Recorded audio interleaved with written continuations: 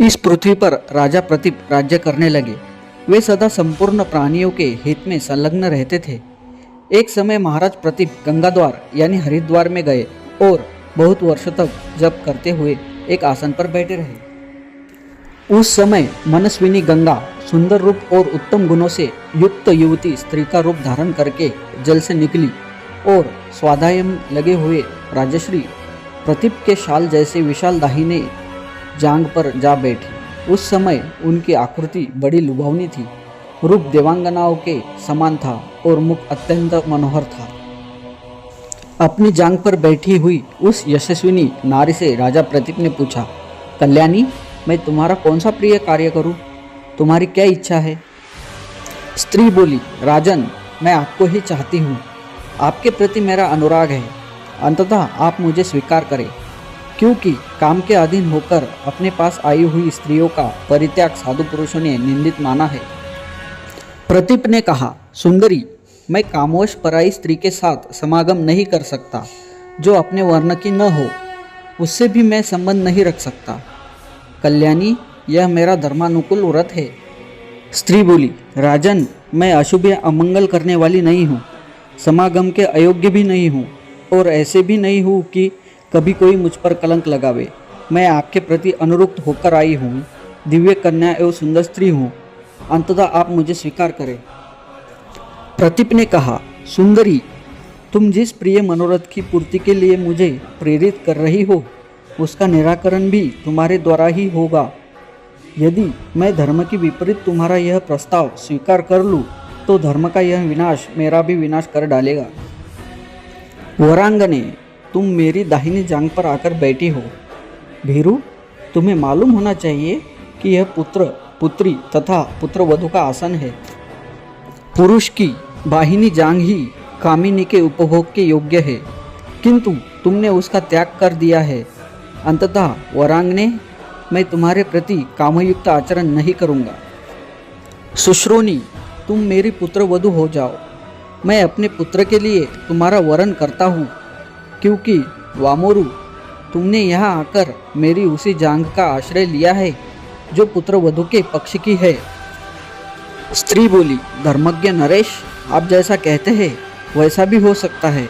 मैं आपके पुत्र के साथ संयुक्त होंगी। आपके प्रति जो मेरी भक्ति है उसके कारण मैं विख्यात भरतवंश का सेवन करूंगी। पृथ्वी पर जितने राजा हैं उन सबके आप लोग उत्तम आश्रय है। 100 वर्षों में भी आप लोगों के गुणों का वर्णन मैं नहीं कर सकती। आपके कुल में जो विख्यात राजा हो गए हैं उनकी साधुता सर्वोपरि है।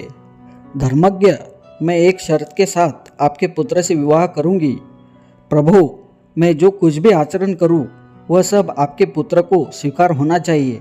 वे उसके विषय में कभी कुछ विचार न करें। इस शर्त पर रहती हुई मैं आपके पुत्र के प्रति अपना प्रेम बढ़ाऊंगी। मुझसे जो पुण्यात्मा एवं प्रिय पुत्र उत्पन्न होंगे उनके द्वारा आपके पुत्र को स्वर्गलोक की प्राप्ति होगी। वैशम पायन जी कहते हैं, जन्म में जय राजा प्रतीप ने तथास्तु कहकर उसकी शर्त स्वीकार कर ली। तत्पश्चात वह वही अंतर्धान हो गई। इसके बाद पुत्र के जन्म की प्रतीक्षा करते हुए राजा प्रतीप ने उसकी बात याद रखी। कुरुनंदन, इन्हीं दिनों क्षत्रियों में श्रेष्ठ प्रतीप अपनी पत्नी को साथ लेकर पुत्र के लिए तपस्या करने लगे। प्रतीप की पत्नी की कुक्षी में एक तेजस्वी गर्भ का आविर्भाव हुआ, जो शरद ऋतु के शुक्ल पक्ष में परम कांतिमान चंद्रमा की भांति प्रतिदिन बढ़ने लगा। तदंतर 10वां मास प्राप्त होने पर प्रतीप की महारानी ने एक देवोपम पुत्र को जन्म दिया, जो सूर्य के समान प्रकाशमान था। उन बूढ़े राज दंपति के यहाँ पूर्वोक्त राजा महाभीष ही पुत्र के रूप में उत्पन्न हुए। शांत पिता की संतान होने से वे शांतनु कहलाए। शक्तिशाली राजा प्रतीप ने उस बालक के आवश्यक संस्कार करवाए। ब्राह्मण पुरोहित ने वेदोक्त क्रिया द्वारा उसके जात कर्म आदि संपन्न किए। जन्मेजय तदंतर बहुत से ब्राह्मणों ने मिलकर वेदोक्त विधियों के अनुसार शांतनु का नामकरण संस्कार भी किया। तत्पश्चात बड़े होने पर राजकुमार शांतनु लोकरक्षा का कार्य करने लगे। वे धर्मज्ञों में श्रेष्ठ थे। उन्होंने धनुर्वेद में उत्तम योग्यता प्राप्त करके वेदाध्ययन में भी उच्च स्थिति प्राप्त की। वक्ताओं में सर्वश्रेष्ठ वे राजकुमार धीरे धीरे युवावस्था में पहुंच गए।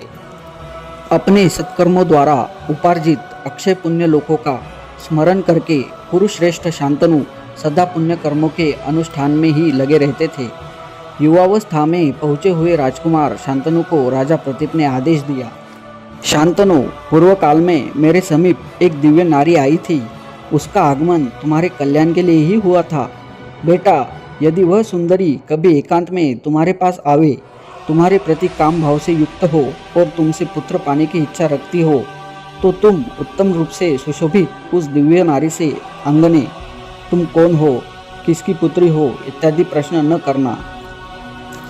अनग, वह जो कार्य करे उसके विषय में भी तुम्हें कुछ पूछताछ नहीं करनी चाहिए।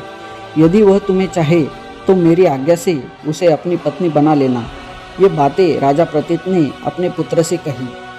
वैश्यपायन जी कहते हैं, अपने पुत्र शांतनु को ऐसा आदेश देकर राजा प्रतीप ने उसी समय उन्हें अपने राज्य पर अभिषिक्त कर दिया और स्वयं वन में प्रवेश किया। बुद्धिमान राजा शांतनु देवराज इंद्र के समान तेजस्वी थे। वे हिंसक पशुओं को मारने के उद्देश्य से वन में घूमते रहते थे। राजाओं में श्रेष्ठ शांतनु हिंसक पशुओं और जंगली भैंसों को मारते हुए सिद्ध एवं चरणों से सेवित गंगा जी के तट पर अकेले ही विचरण करते थे।